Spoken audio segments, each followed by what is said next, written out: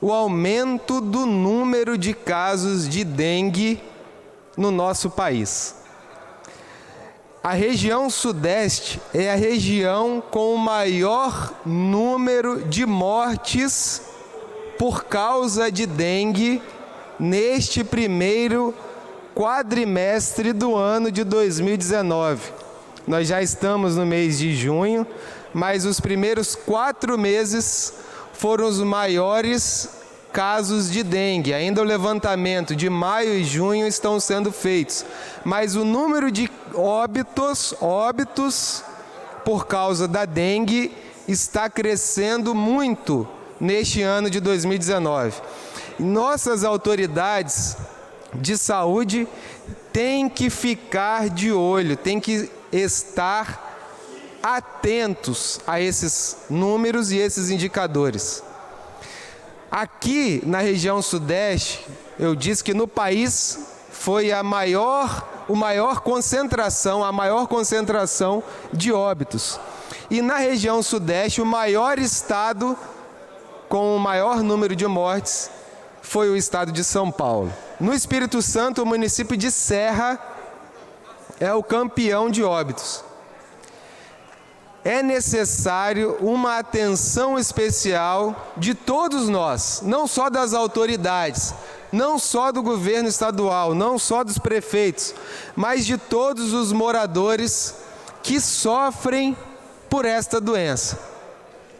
A dengue é uma doença que está presente no dia a dia de todos nós e é uma doença que pode matar.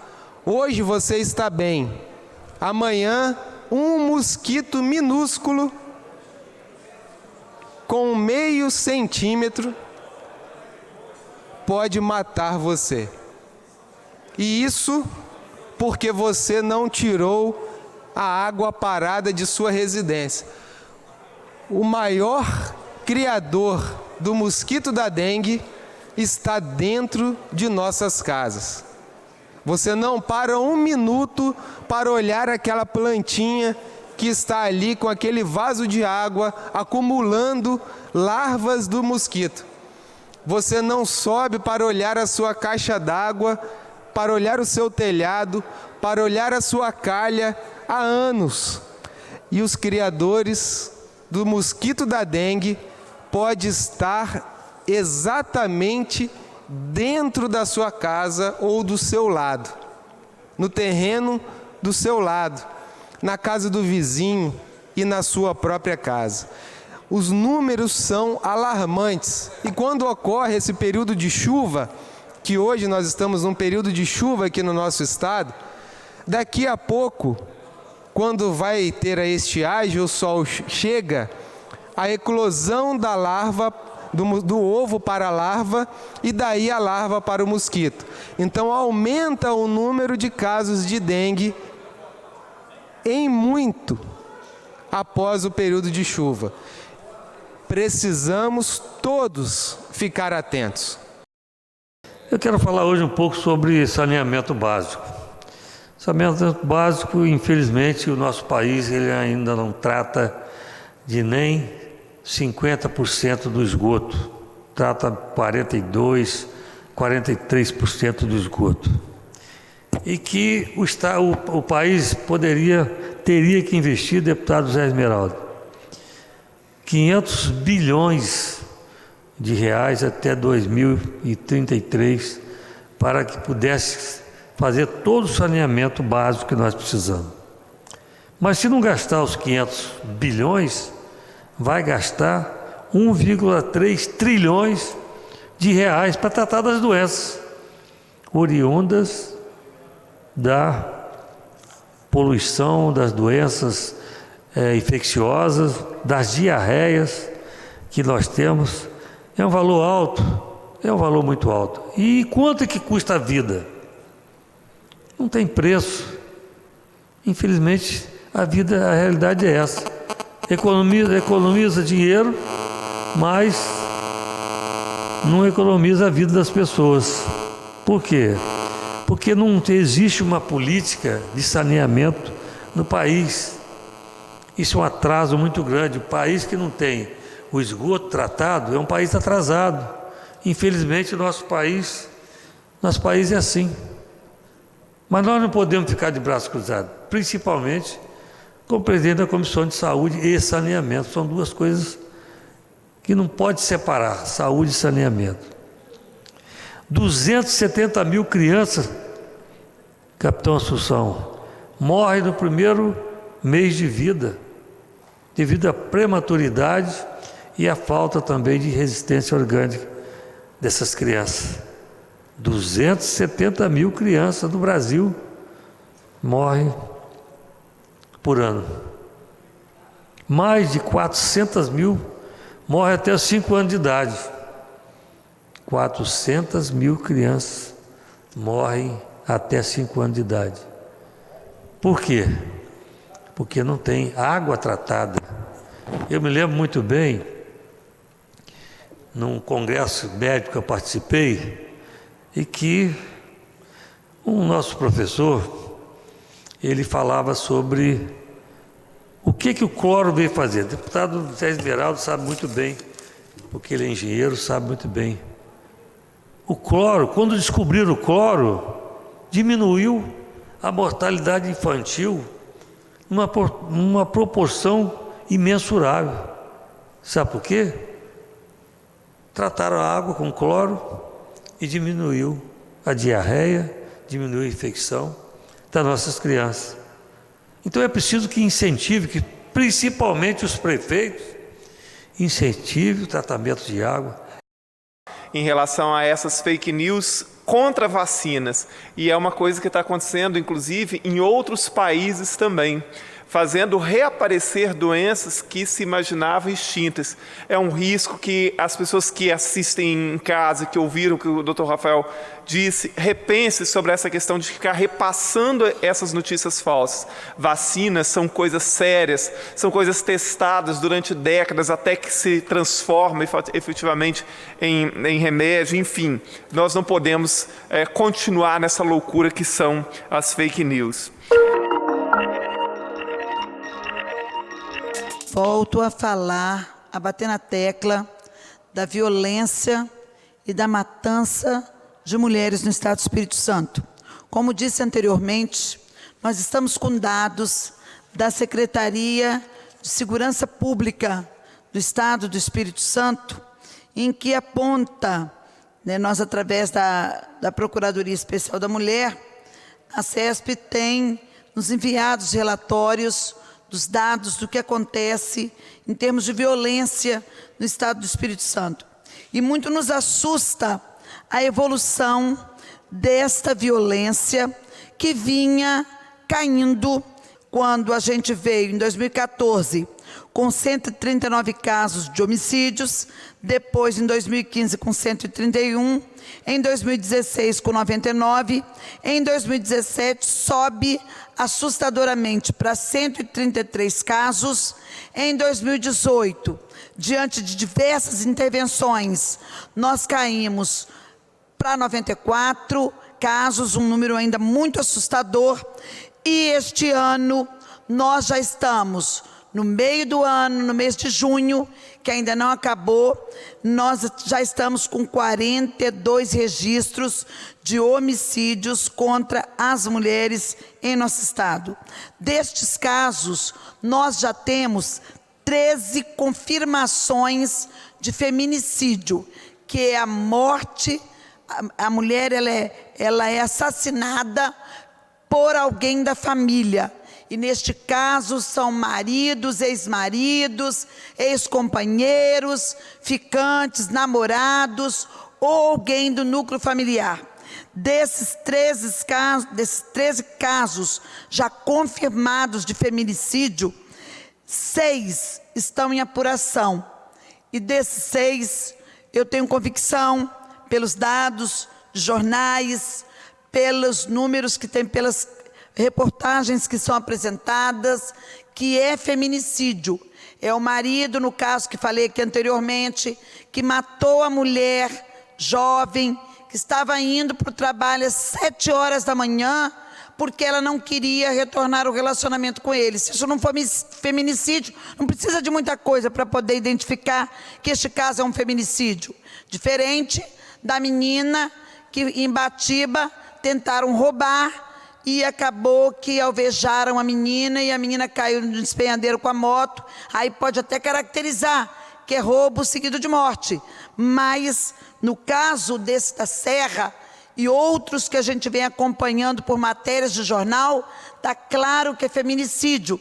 Não precisa transitar em julgado para a gente ter essa convicção de que se trata de uma relação familiar, que não consegue haver o reatamento e que o companheiro ou ex-companheiro que tem um vínculo familiar inconformado não consegue resolver o problema através do diálogo, através de uma relação saudável, de conversa, de como vão, né, como que vai se dar a questão dos filhos, a questão da moradia, a questão do desenlace daquele relacionamento e acaba matando a mulher por não se conformar com a separação.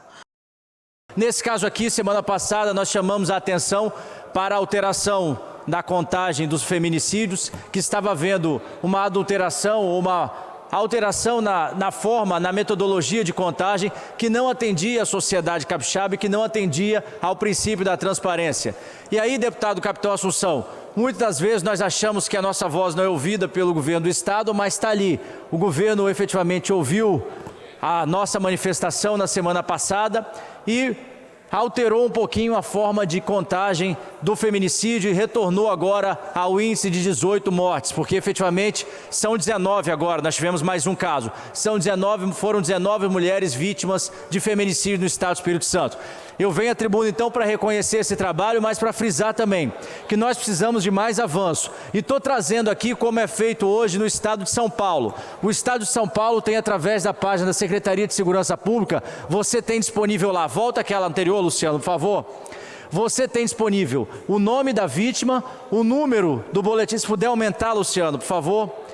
O número do boletim de ocorrência, o local do fato e qual a unidade policial que está alterando o fato. Agora imagine São Paulo, o maior estado da federação, com a economia mais pujante, com a maior população, e São Paulo consegue ter esse nível de transparência.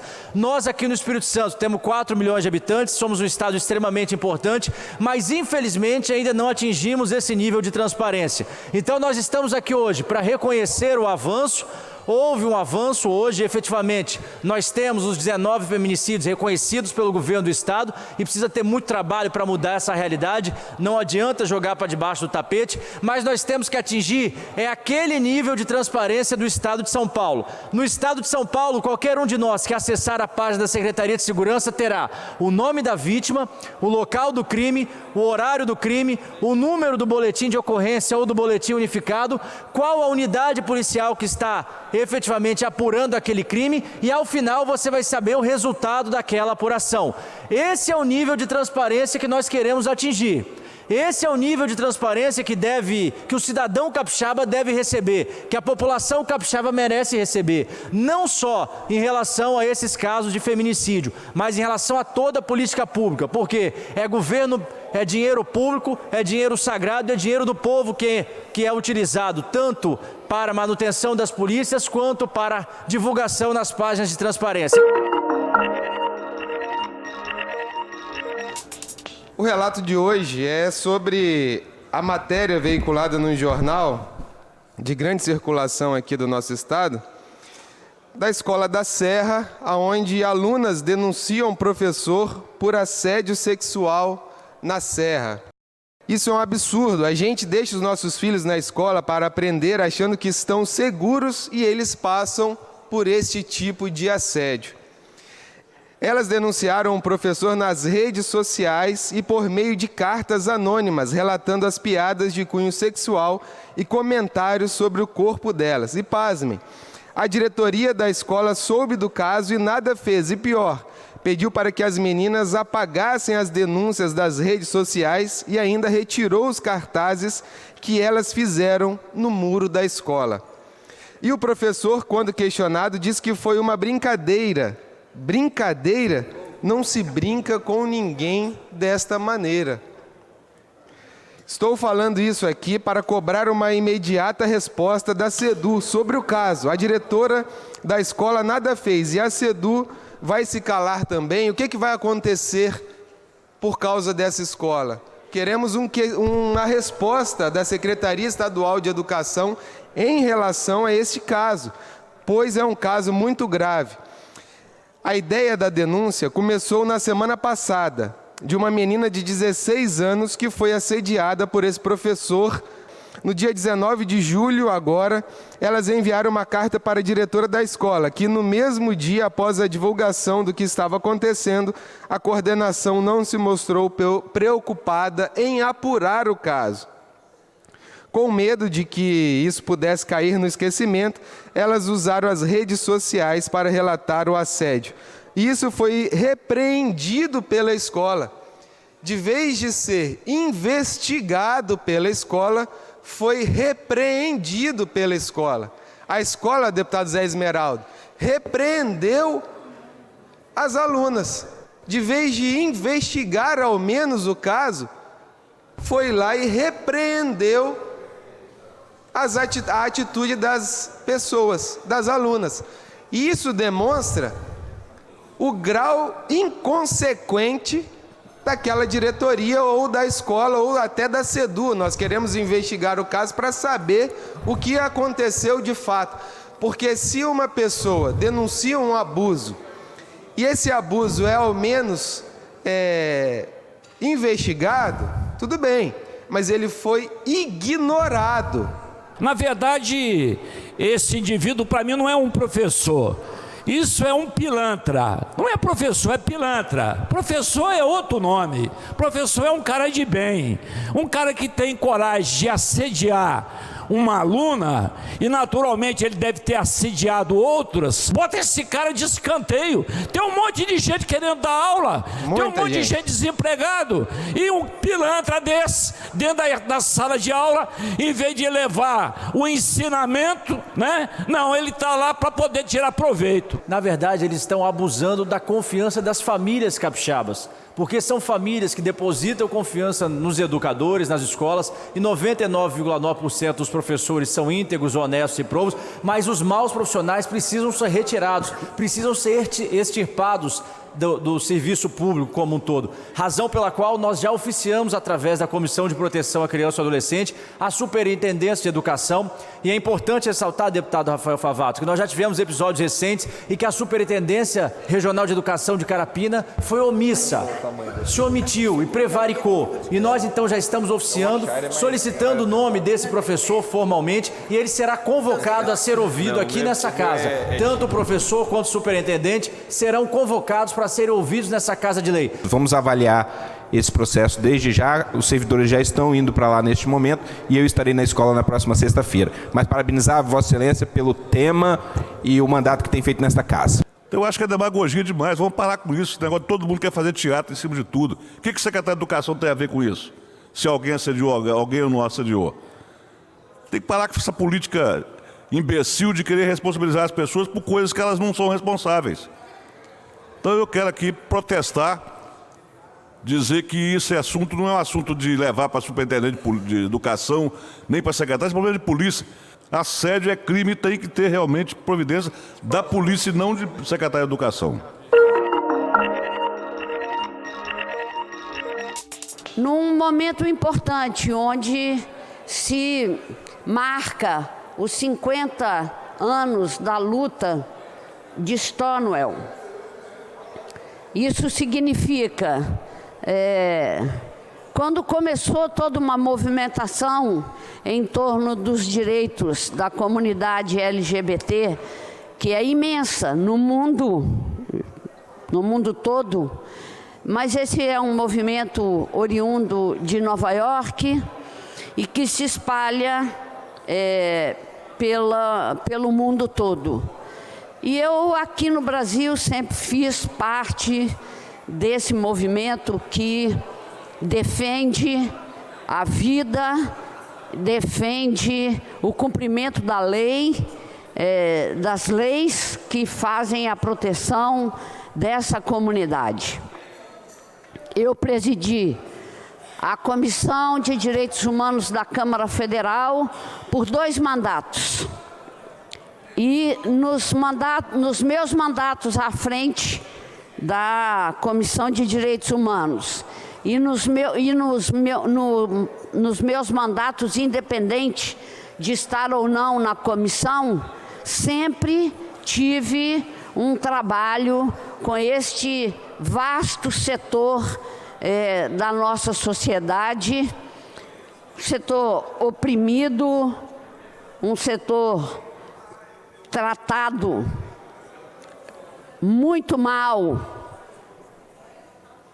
recebido desde criança, com graves problemas dentro das suas próprias, com rejeição dentro das suas famílias, vítimas de bullying nas escolas, pessoas que crescem com problemas sérios de autoafirmação e de conseguir fazer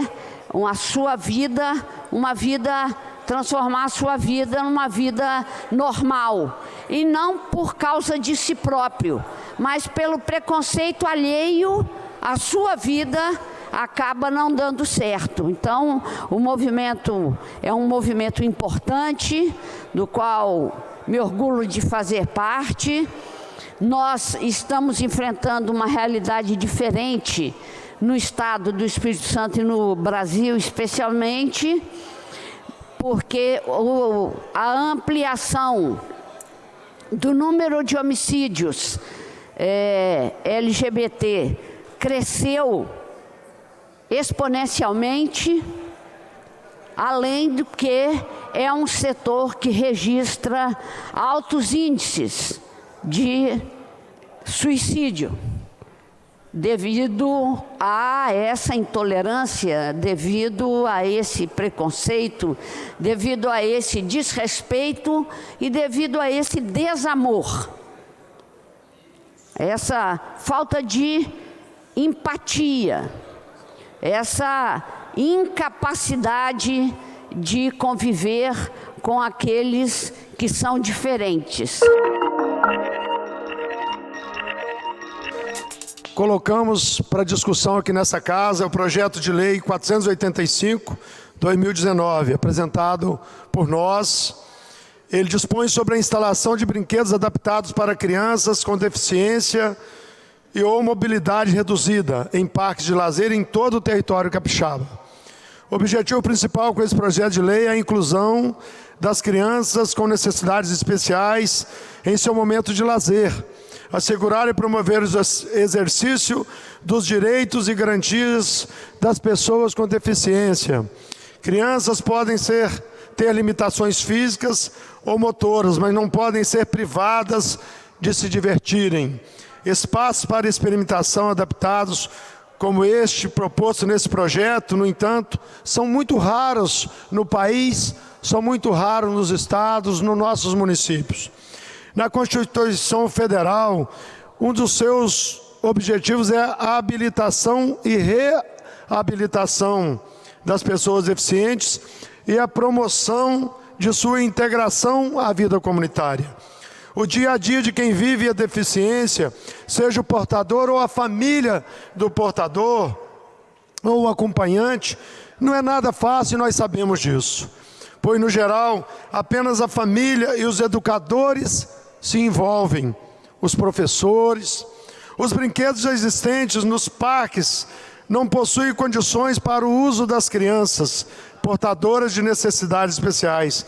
Criam-se dessa forma verdadeiros parques de exclusão. A proposição dará a essas crianças, a esses jovens, às pessoas, a oportunidade de diversão e também de integração e interação com as demais crianças que frequentam esses ambientes, estimulando a socialização e fortalecimento de vínculos, seja com a cidade, potenciais amigos e o pertencimento ao local criado para a criança, das quais ela não se sentia integrada até então. Então, esse projeto está na Comissão de Cidadania, vai para a saúde, justiça e infraestrutura. Esperamos contar com a aprovação, com os pareceres favoráveis, porque é de grande importância.